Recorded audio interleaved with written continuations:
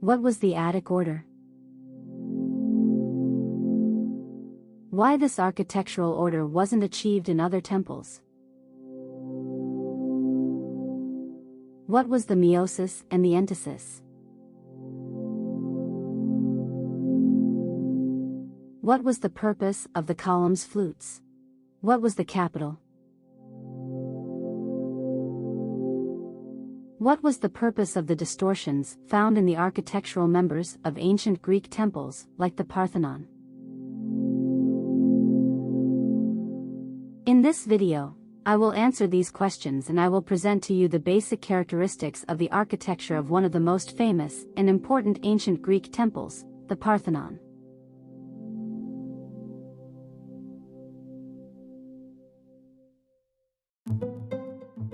The Parthenon is a Doric peripteral temple that combines elements of the delicate Ionic order. To better understand and identify the architectural features of the Parthenon, I will divide the building into 4 zones. The first zone is the Crepida or Crepidoma, the second the Colonnade, the third the Entablature, and the fourth the roof. Zone 1, the Crepida. The platform on which the building rested was called Crepida or Crepidoma and appeared to us as steps. It consisted of 3 layers. The upper one was called Stylobat. The Crepida sat on the Ectinteria, which was the upper layer of the Parthenon's stereobat.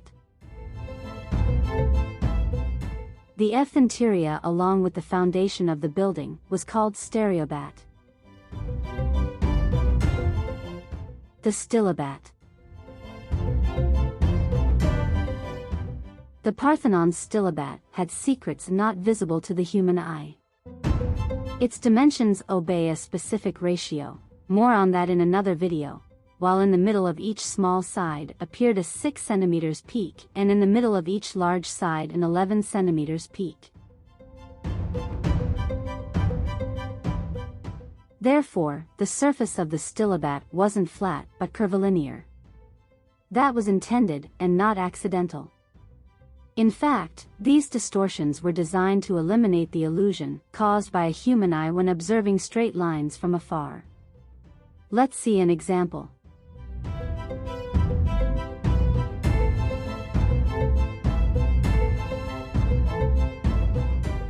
Look at the illusion 1. How do the 2 purple lines act? Are they straight or do they bend? Because we are drawn to the edges of the rhombus, the lines appear to curve slightly.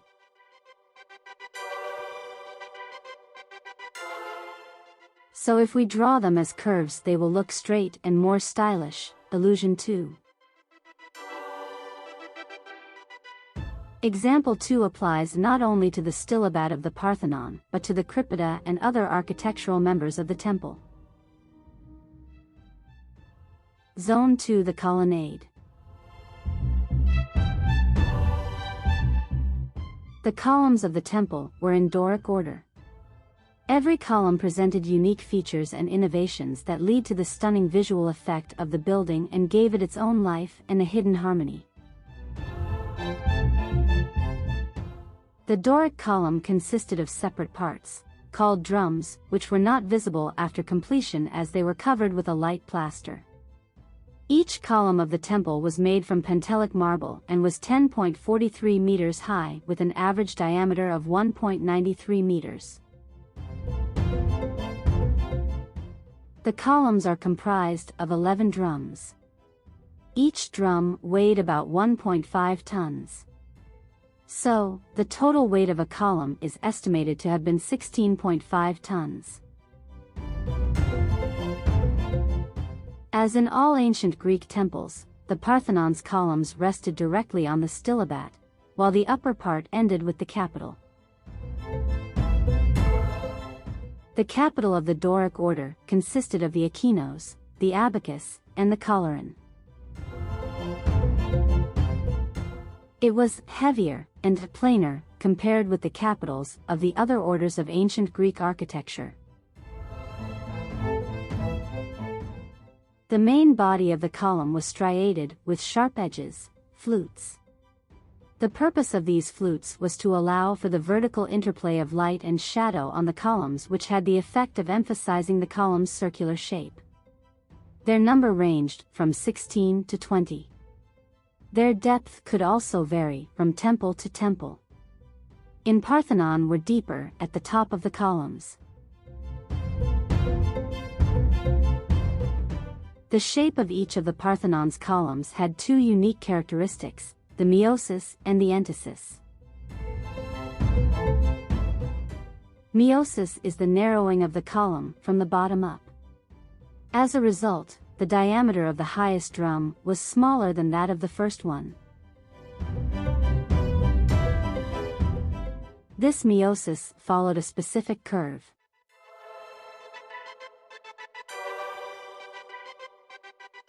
At 2/5 of the height of the column, about 3.47 meters, there was a swelling called entasis. The entasis was intended to give the observer the impression that the column was increasing its power to hold the structure's weight.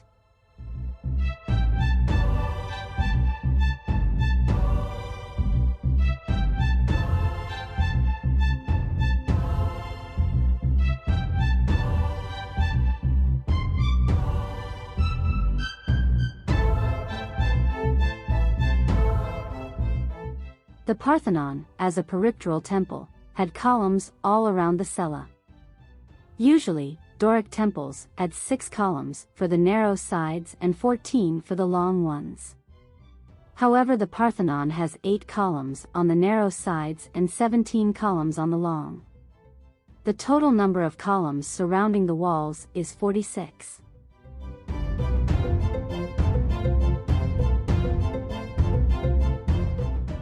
Of particular interest is the fact that the Parthenon's columns turn inward by 7 centimeters.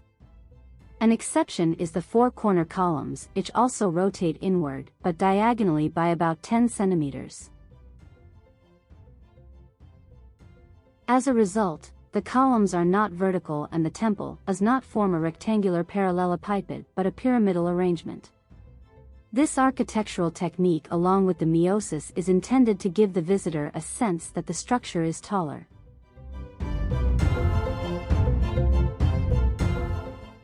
Zone 3, the Entablature. The Parthenon's entablature consists of the architrave, the Doric frieze, and the cornice. The architrave is the section that rests directly on the colonnade and is typical without decorative elements.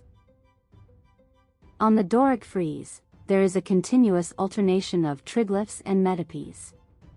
The triglyphs are 3 vertical marble pieces. Their design was inspired by the timber beams used in older temples. For this reason, below each triglyph was an imitation of wooden nails, called drops. The drops represented what would have secured the wooden beams. The metopes, placed between the triglyphs, were marble pieces with relief representations.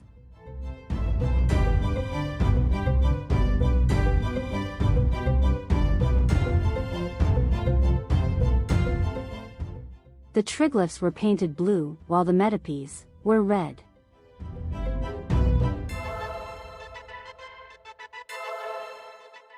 Zone 4, the roof.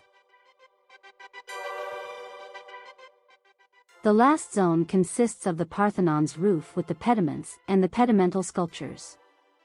The pediments are the triangular spaces formed by the eaves of the roof at the narrow sides of the temple. They were decorated with larger-than-life-size statues. The Parthenon's pediments depicted mythological scenes that were associated with the history of Athens. More on that in another video. The background enclosed by a pediment was called tympanum and in Parthenon was probably red in color. The roof corners of the Parthenon ended in pseudospouts in the form of grand lion heads, about 1.2 tons each. The animal's head, with the wavy mane, the sharp teeth, and the colors adorning it was an integral, purely decorative element given that its open mouth lacked a spout for water drainage. Above the lion heads, decorative elements called acroterion were placed, while a huge sculpture in the form of a palmette was placed in the middle and at the top of each pediment.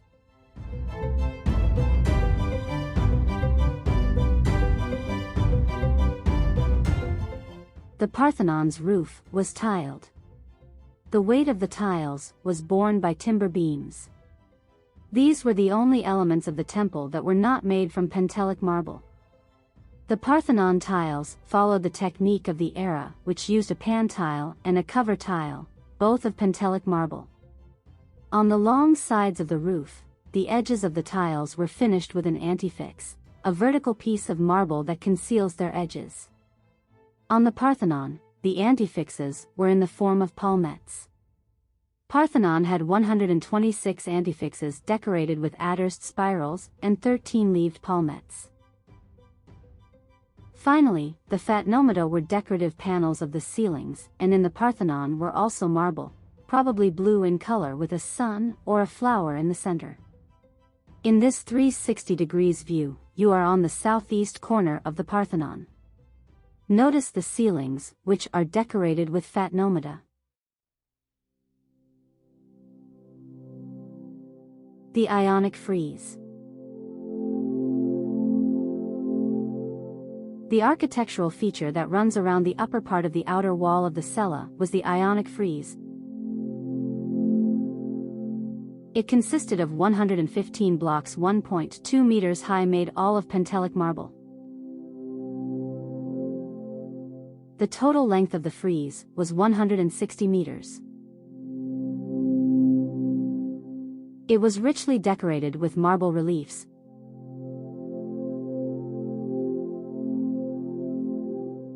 Along with the Ionic columns of the opisthotomus are the two architectural features borrowed from the Ionic order. The combination of the two orders, Doric and Ionic, was inspired by Pericles in an attempt to give nationwide meaning to his ambitious project, since the financial resources, the artists, and craftsmen derived from almost every Greek city-state.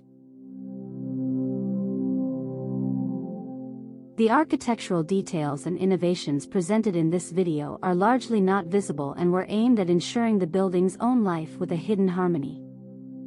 So the Parthenon was a project of complex calculations, which proves how advanced mathematical science was, and how high the demands of the public were at that time. All the above, as well as the vitality that architects were achieved by using optical illusions and proportional dimensions, made the Parthenon a unique architectural edifice.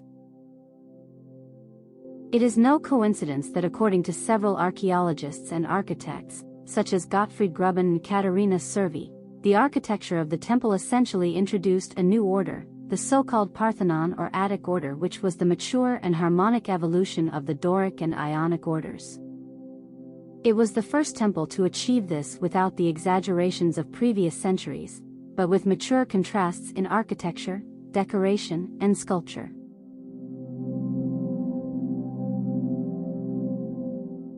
There were many possible reasons why this new order was not achieved in other temples, but some of them would certainly be the high cost of the erection and the beginning of the Peloponnesian War, which started almost with the grand opening of the Parthenon.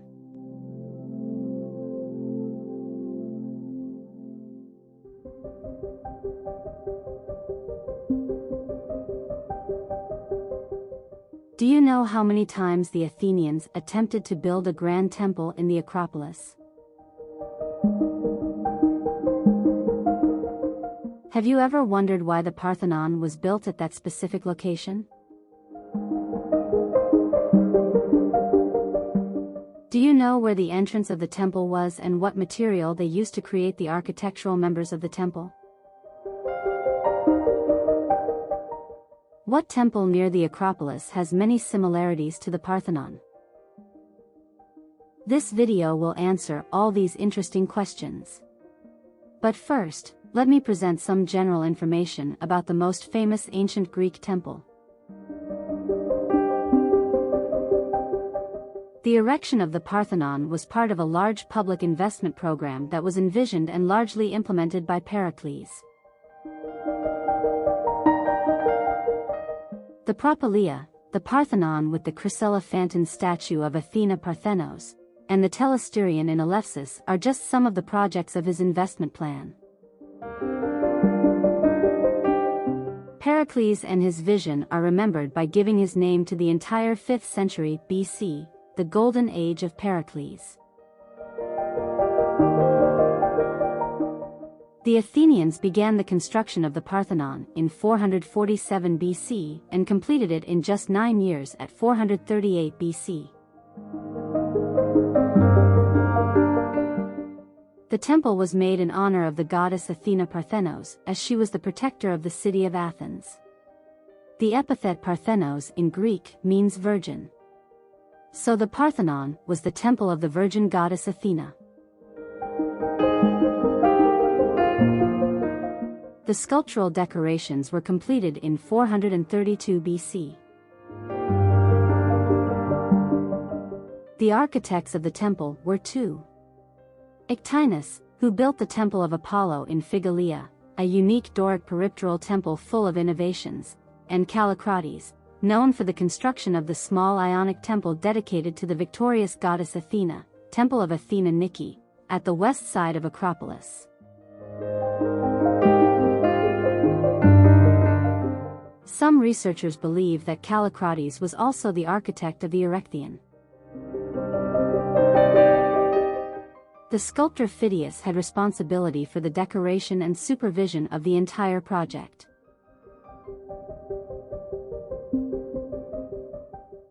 Orientation. When someone crosses the Propylaea, the first thing he sees is the Parthenon. Most people believe that they are seeing the entrance of the temple. In fact, they are seeing the backside of the temple. The monumental gate of Acropolis, the Propylaea, is facing to the west. However, the entrance of the Parthenon, as in most ancient Greek temples, is oriented to the east and its backside is oriented to the west.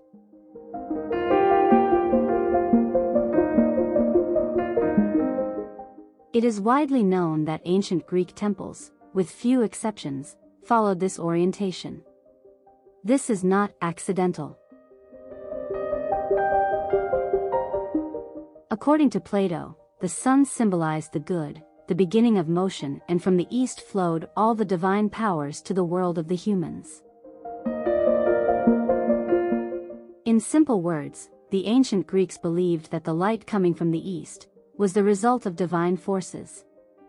So having the entrance of the temple facing east, the sun bathed the temple with its rays and charged it with divine powers.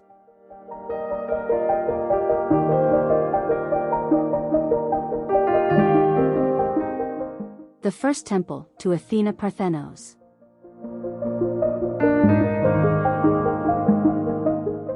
The location chosen to build the Parthenon was not accidental. At the place where the Parthenon now stands, a temple of Athena was erected. Archaeologists named this temple the primary Parthenon. The decision to construct it was made during the Solon incumbency, in the early 6th century BC, when Pisistratos was the ruler of Athens. Pisistratos was a tyrant of ancient Athens, between 561 and 527 BC. His unification of Attica, along with economic and cultural improvements, laid the groundwork for the later preeminence of Athens in ancient Greece. His legacy lies primarily in his institution of the Panathenaic festival, historically assigned the date of 566 BC.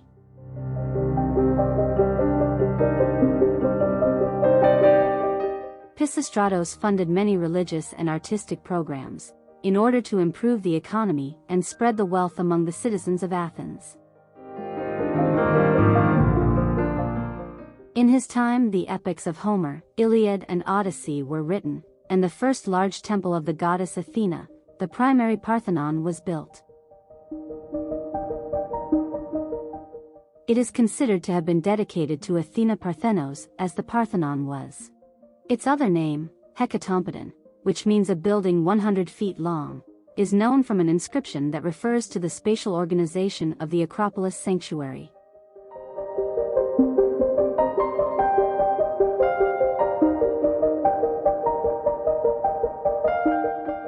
The primary Parthenon was a Doric peripteral temple made of limestone. The term Doric refers to the architectural order first appeared in the 8th century BC in the city-states of the Peloponnese. It was an architectural order characterized by simplicity, austerity, and heavy analogies. The platform of a Doric temple has 3 layers, called crypida. The Doric columns have no base, their flutes end in shard ridges, and they bear a simple capital, that according to the ancient architect and historian Vitruvius, had masculine proportions. The entablature of Doric temples consists of 3 parts. The architrave is the marble beam that rests directly on the capitals. The triglyphs are 3 elongated vertically marble flutes between the metopes. Finally, the metopes are rectangular plaques with reliefs placed between the triglyphs.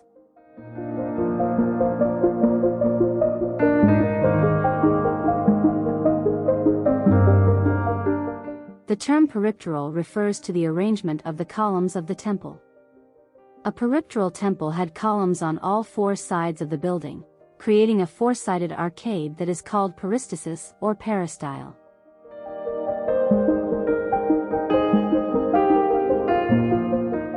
The sculptural decoration of the primary Parthenon was rich.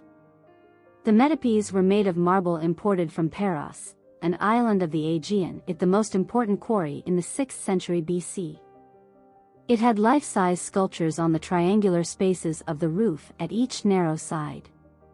These spaces are called pediments. The west pediment depicted lions and other animals, and the east, a divine struggle between Athena and Zeus. An architectural feature, 1.3 meters high called frieze, appeared for the first time above the narrow sides of the temple's wall, depicting a procession. Archaeologists and historians believe that many aspects of the primary Parthenon are reflected in the classical Parthenon.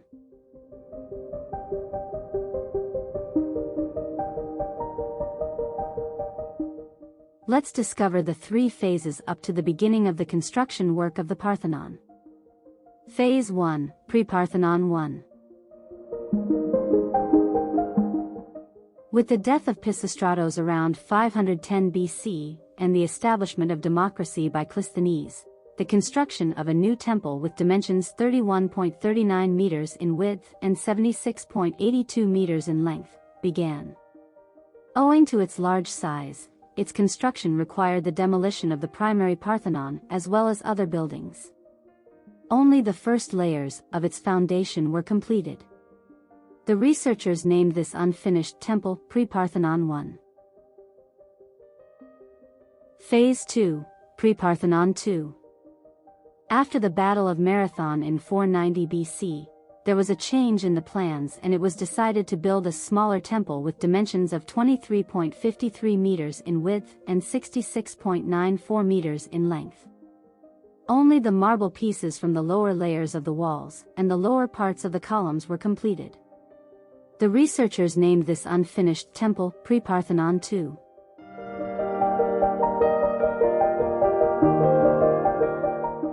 Phase 3, the Parthenon. Finally, the construction of the classical Parthenon began in 447 BC. The Athenians used part of the foundation of the Pre-Parthenon 2 and parts of the columns that had already been constructed. The architects decided to build the Parthenon using exclusively marble, making this temple the first marble temple in Acropolis.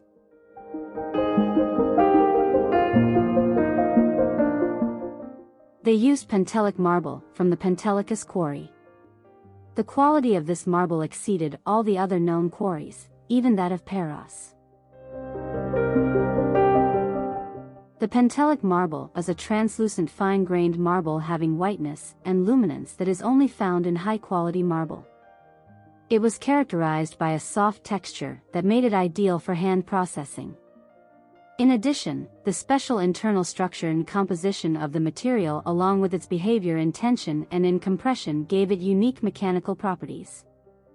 The Parthenon remained virtually untouched from its completion in 432 BC until 1687 AD and the bombardment of the Acropolis by Francesco Morosini during the Morean War.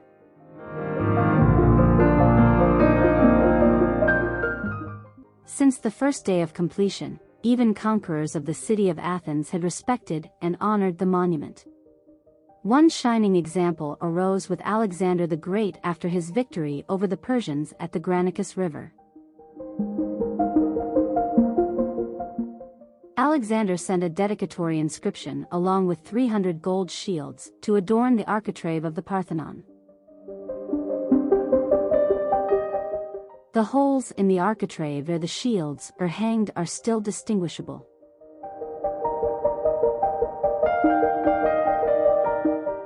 Amongst all of the ancient Greek monuments, their enduring strength is best seen in the temple of Hephaestus in the Agora. This temple is also a Doric peripteral temple made of Pentelic marble with an Ionic frieze upon the prosthesis of each narrow side. It is about the same age as the Parthenon and is still preserved in very good condition. In fact, it is the best preserved ancient Greek temple.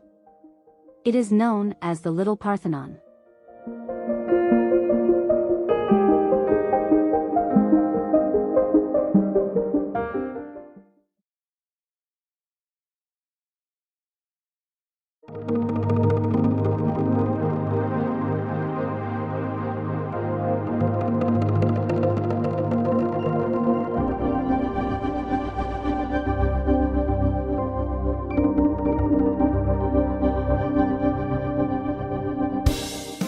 This video presents the Temple of Athena Nike in the Athenian Acropolis. This temple's not as famous as the other temples of the Acropolis like the Parthenon or the Erechtheion. However, it is a temple who had rich sculptural decorations and is worthy of your attention, especially if you are planning to visit the actual site. This temple is the only building of the Athenian Acropolis following the Ionic order. In fact, during the 5th century BC, the delicate Ionic order was neglected, but the erection of this temple revived it in Greece. Specifically, there have been found 5 Ionic temples in Attica to this day. So, without further delay, let's discover the Temple of Athena Nike. As you are ascending the stairs to the Propylaea, there is a small temple on your right. This temple is the Temple of Athena Nike, a small Ionic temple made of Pentelic marble. The Ionic order was one of the 3 orders of ancient Greek architecture. The most distinctive parts of the order were the columns and the Ionic frieze. The columns ended with the Ionic capital, which had feminine proportions, according to the historian Vitruvius. In the description of the video, you can find a free link of a 3-dimensional representation of an Ionic column. The entablature of the Ionic temples consisted of 3 parts, a plain architrave, a frieze with reliefs and a cornice. On the roof there were the pediments, with the pedimental sculptures. In the description of the video, you can find a free link of a 3-dimensional representation of an Ionic temple. The Temple of Athena Nike is not a typical Ionic temple. In fact, was influenced by the architectural order that the Parthenon introduced a few years before, known as the Attic order. A characteristic example is that the walls and the columns of the temple turn slightly inward to give the visitor the impression that the structure is taller. The temple was dedicated to the goddess Athena Nike, which in Greek means the victorious goddess Athena. It was erected on top of older temples between 426 and 421 BC during the Peloponnesian War, a war between Athens and Sparta, the 2 most powerful city-states of Greece.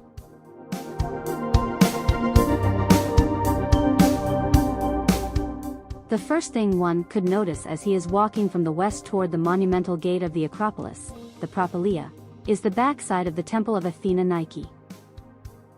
This is because the entrance of the temple is oriented to the east. The ancient Greek temples, with few exceptions, were always oriented to the east. This is not accidental. According to Plato, the sun symbolized the good, and from the east flowed divine powers to the world of the humans. So, having the entrance of the temple facing east, the sun bathed the temple with its rays, and charged it with divine powers.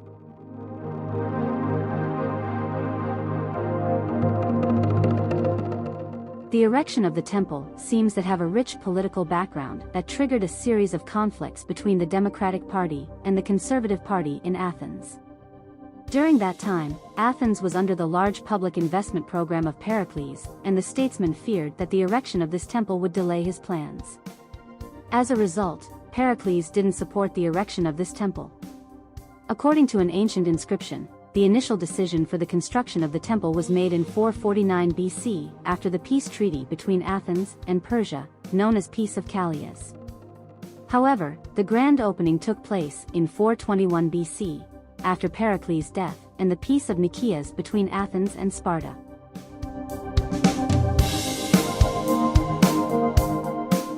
The architect of the temple was Callicrates, who had also built the Parthenon with Ictinus. The supervisor of the sculptural decoration was Agorakritos, a close friend and student of Phidias.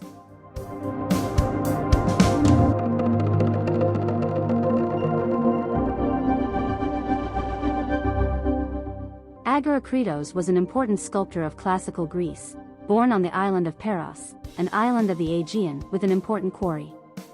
He was a pupil and collaborator of Phidias and participated in the sculptural decoration of the Parthenon.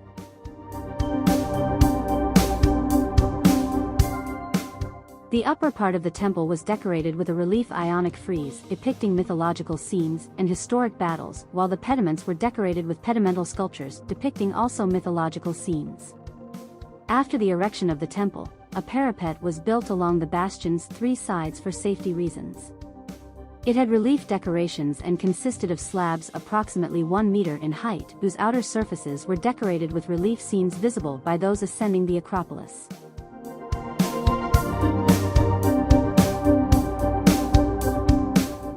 The frieze in Ionic temples was an architectural element. It was a continuous band, with relief decoration, that sat upon the architrave. The frieze of the Temple of Athena Nike consisted of 14 blocks overall that depicted different scenes on each of its sides.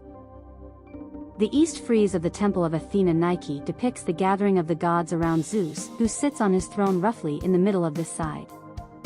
The archaeological community is divided here. Some researchers suggest that the gods watch Athena's birth from Zeus' head. Others suggest that they take part in the weighing of Achilles and Memnon's souls, two heroes of the Trojan War, so that the gods can decide whom of the two they will let live.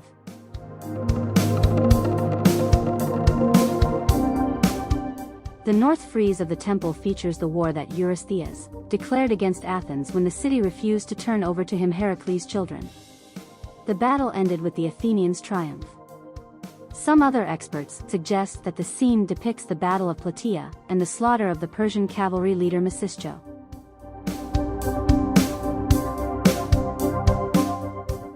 The south frieze of the Temple of Athena Nike most probably depicts the Greeks' victorious battle against the Persians at Marathon in 490 BC, where the Athenian general Miltiades played a leading role.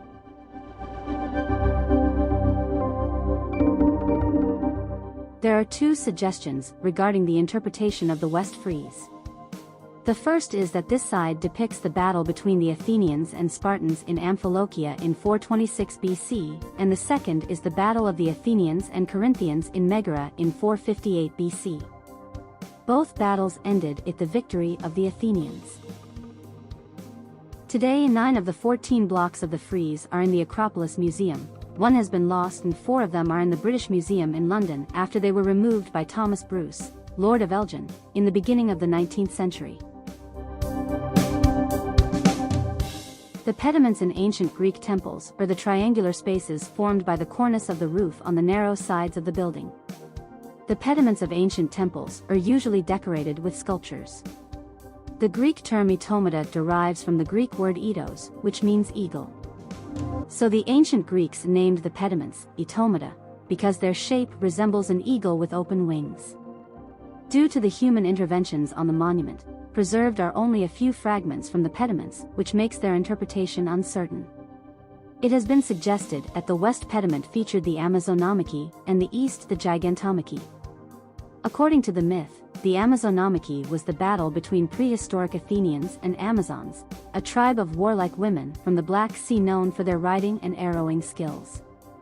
The myth suggested that the battle took place at Areopagus and ended with the victory of the Athenians.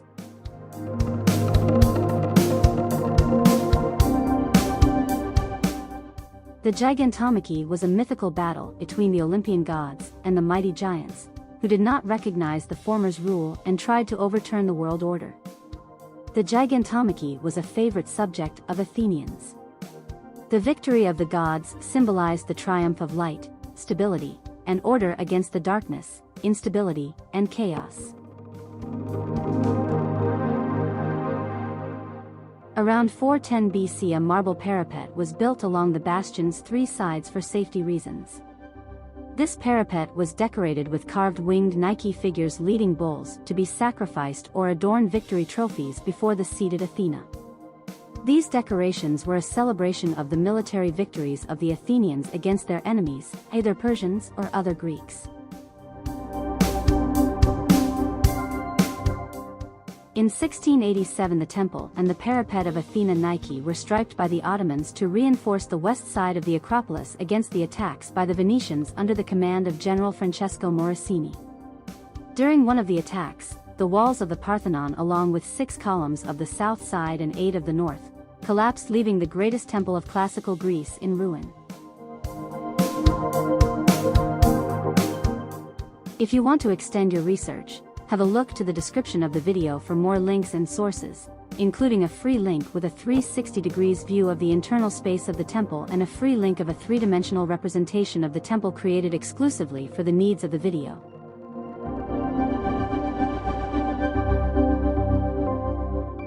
Did you like this video?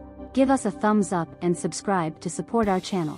Don't forget to click on the bell to get a notification every time a new video is added.